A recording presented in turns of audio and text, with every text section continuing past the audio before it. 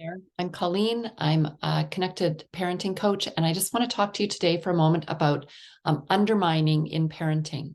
So, this is something that comes up a lot with people that I work with, and particularly in situations where one person is learning about connected parenting or attachment parenting, and they realize that that's what their child really needs, especially if you have a sensitive child.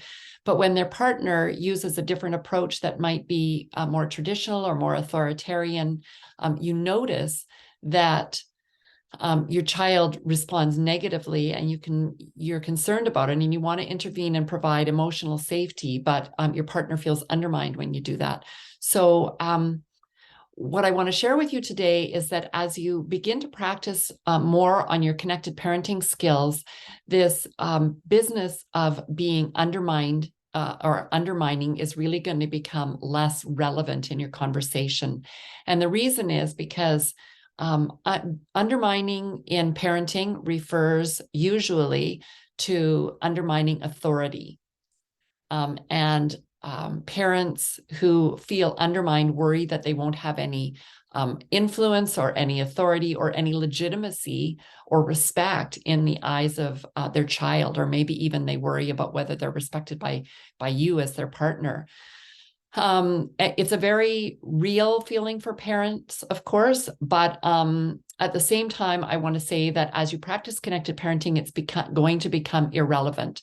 And the reason for that is because when you offer connection and emotional safety to both your child and to the other parent, they'll be less likely to feel undermined. Okay, you want to treat their perspective and their intentions with kindness, and you want to demonstrate that you understand them and you respect them. And when I say understand, you may understand what their intention is for your child, even if you don't agree with the method that they're using, which you don't necessarily have to say at that time.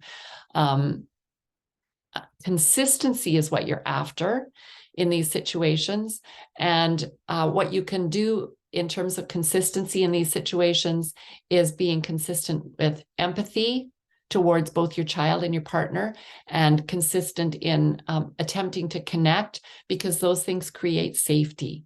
You can be consistent in treating with each other with kindness and respect. And the reason that can start to make some changes and it can work is because ultimately people want to be seen and heard. Okay, so even though your partner is saying that they don't want to be undermined, really at the core of that is, I want my intentions to be understood. I want you to see how much I'm trying to do the right thing because I love our child.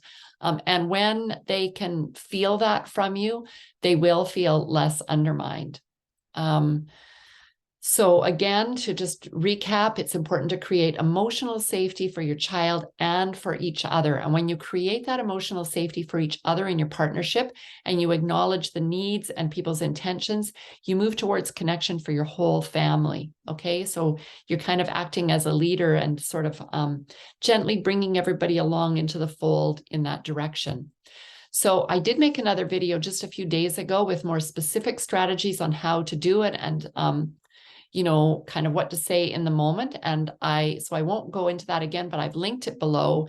And I really wanted to focus today on this idea that undermining can become a moot point when you focus on and you practice connection.